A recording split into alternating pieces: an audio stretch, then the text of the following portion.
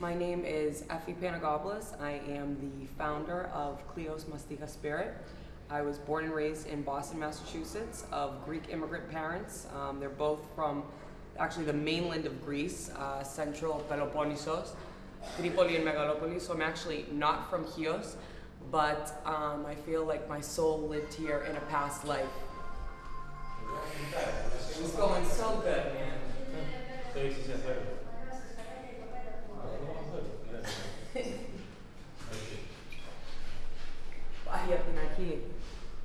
Okay. State your name and where you're from. Oh no? Okay. State your name and where you're from. My name is EffiePreview. I am the founder of Cleo's Mastica Spirit. I was born and raised in Boston, Massachusetts, of Greek immigrant parents. They're actually from the mainland in Greece, from Peloponnesos, Tripoli and Megalopoli. So I'm actually not from Chios, but I feel like my soul must have lived here in a past life. I am completely obsessed with mastica. What is Mastica? Mastica is a sap from a tree that's indigenous to the Greek island of Chios.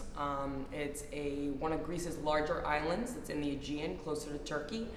And the trees, which are called the skinos trees, the scientific name is the Pistachius lensic. They only grow in 24 villages in the southern part of the island of Chios. They're called the Mastichochoria. It's so geospecific, they've actually tried to plant the trees in the northern part of the island, and the trees grow, but they don't produce the same aromatic sap. Do you think it has magical qualities? Do I think mastica has magical qualities? I absolutely do, because I'm so obsessed with it, but clinical research actually states that mastica has magical qualities. There's been over 20 modern published medical studies from the University of Nottingham to the New England Medical Journal that actually prove that mastica kills H. pylori, which is the bacteria that causes peptic ulcers, gastric cancer, and acid reflux. It's antibacterial, antimicrobial, anti-inflammatory, and antioxidant. It's got something like over 87 polyphenols. You want to do that again? Yeah. So why don't I start? Should I just back it up and I'll start from its antioxidant over there? Yeah? Yeah. All right. All right. It's actually antioxidant, antibacterial, antimicrobial, anti-inflammatory. It's got something like over 87 polyphenols. And actually, hospitals use it to make bandages for wound healing. It's got regenerative properties for the skin, so much so that now skincare companies are using mastica in wrinkle creams. I'm getting really annoyed by people walking back and forth. It's killing me. Can you fix that stuff in sound, or no? All right, I'm doing it over again. Mastica is actually antioxidant, antibacterial, antimicrobial, anti-inflammatory. It's got something like over 87 polyphenols. Hospitals are actually using it to make bandages for wound healing because it has regenerative properties for the skin. So much so that skincare companies are now using mastica in wrinkle creams, body creams, and anti-aging type products.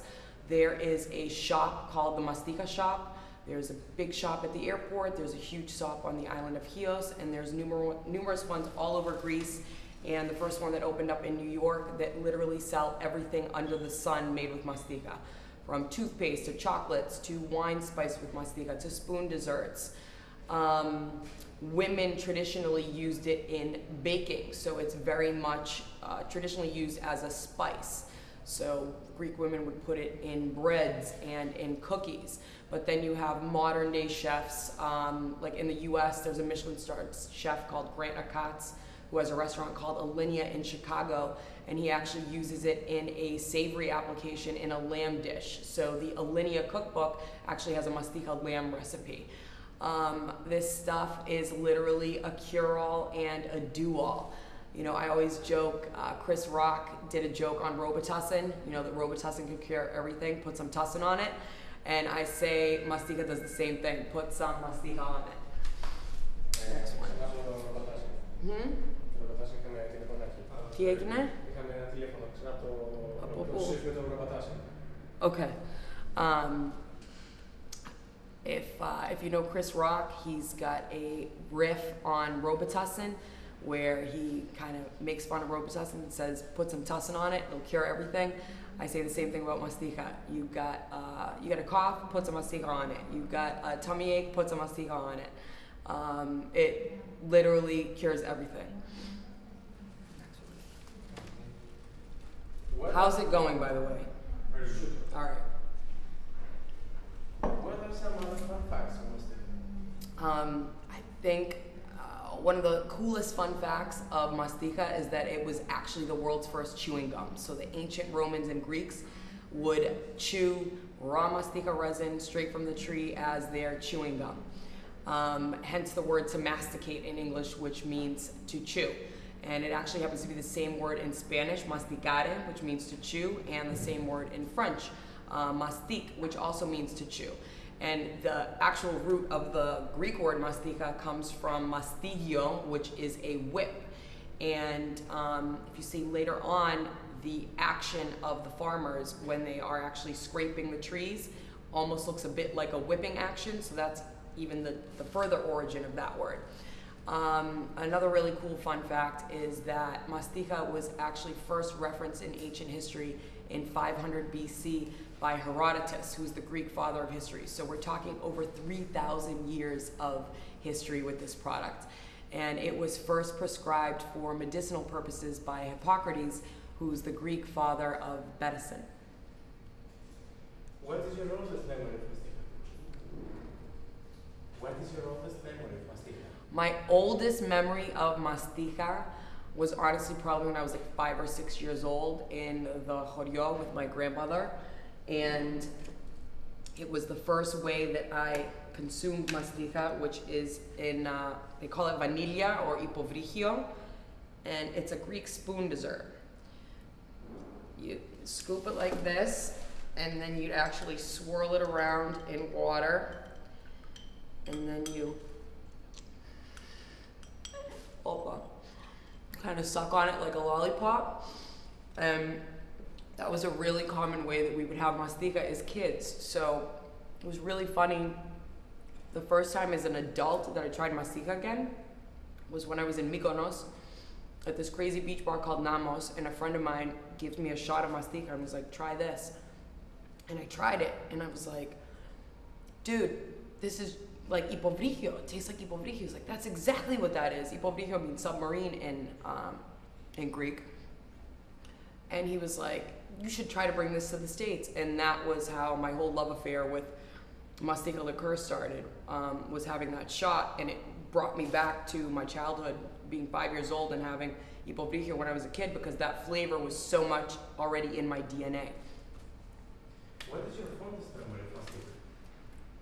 Περίμενε να μου βγει αυτό το πράγμα. Τώρα κολλάει. Κατάπινε, κατάπινε.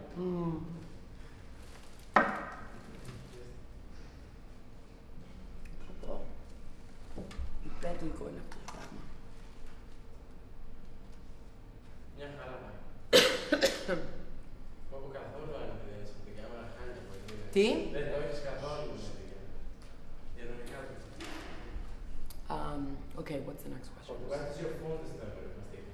My fondest memory of Mastica was about 6 years ago, after I had started this project of trying to start Kleos, my liquor brand.